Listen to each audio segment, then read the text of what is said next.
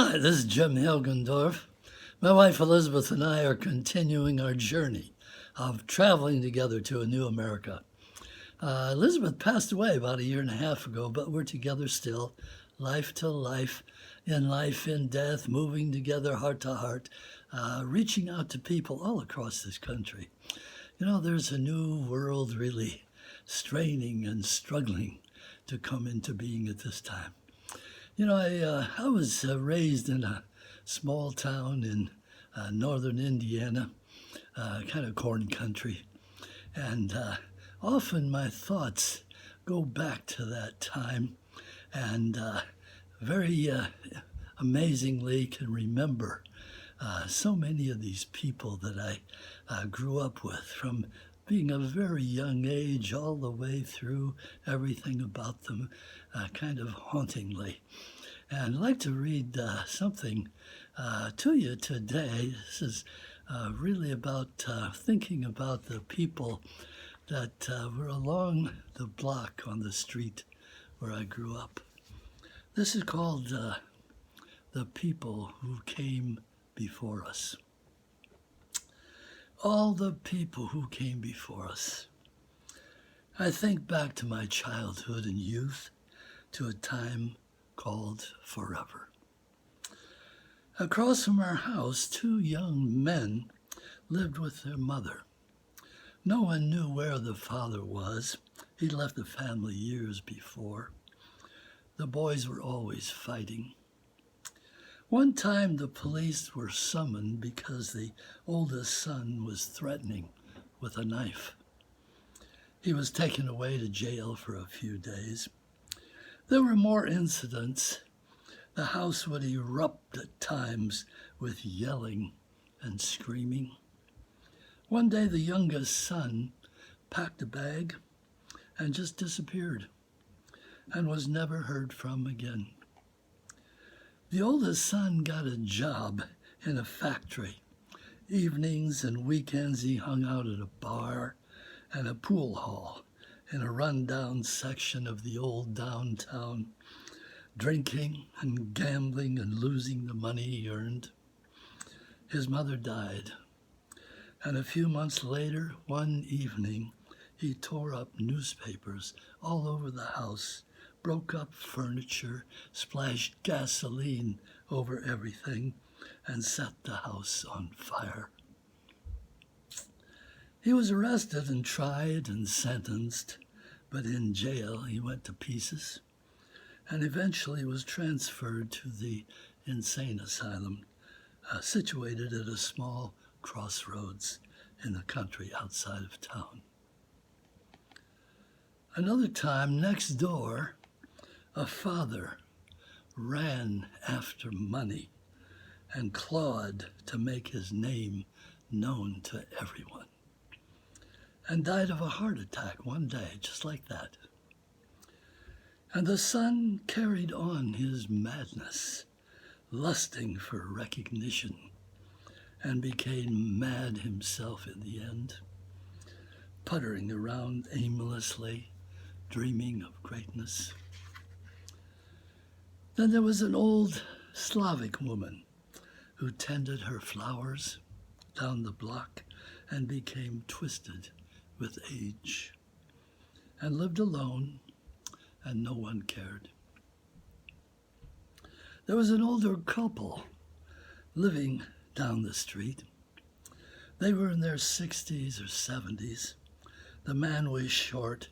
He'd been wounded in the war, and his left leg was bent and shortened, and he walked with a sharp, rocking motion. He was retired, and he and his wife lived alone. They had no children. The wife loved flowers. She planted flowers all over their large backyard, so many different kinds of flowers, and she was out digging and weeding every day, and the flowers were beautiful. In the spring and summer, it was a beautiful sight. The husband liked to smoke a pipe. He could sit for hours near the garden and with his wife working, totally content.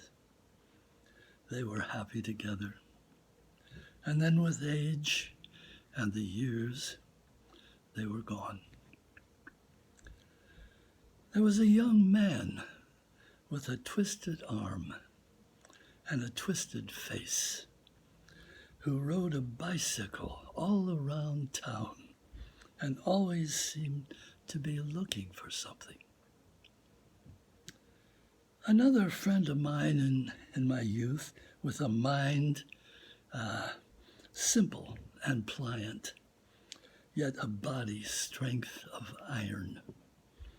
He could clasp your hand in his and break your flesh to bones if he wished. A great short-distance sprinter, he won medals. After high school, he became a machinist and worked his trade for many years. There were no medals for anything later on. He was stiff with relations. He could never get on with women, so he never married, and he lived at home with his mother. She worried about him, but nothing changed. The years went by, and then she died. At the end, he lived alone, shut off from the world around.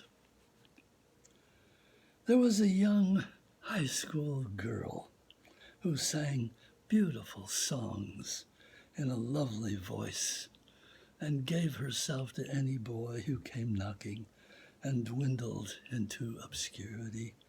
No voice echoing into the world, dreams dying in the dust. Another who became a priest, and his mother was so proud, and at the end of 15 years, he dropped his faith and married a woman with 3 children, and drove a tractor trailer from one end of the country to another, always on the go, endless, lonely months and years on the road. There was a young girl who was ill-formed and sad and ugly and a little over 4 feet tall, and stopped growing and stayed ill-formed and sad and ugly. And vaguely, years later, people who had known her heard that she had died, and it was only like a far-off footnote to a life that nobody knew. These and many others, they were all there. They lived their days and died. They did not know any meaning. They did not know their life as special. They did not know how great they were, and no one was there to tell them how great they were. They lived, and then they were gone. Remember, and be the one who opens the way.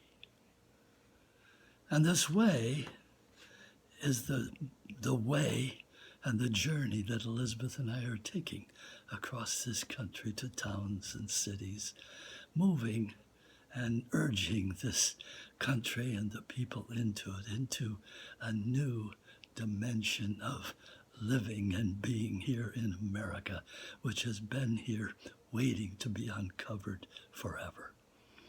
And this is the dream, the great dream of America. This is our journey. You can follow it on Twitter, town to town, city to city. And please read our book, buy it, called Traveling Together to a New America. And in the meantime, please keep faith with yourself.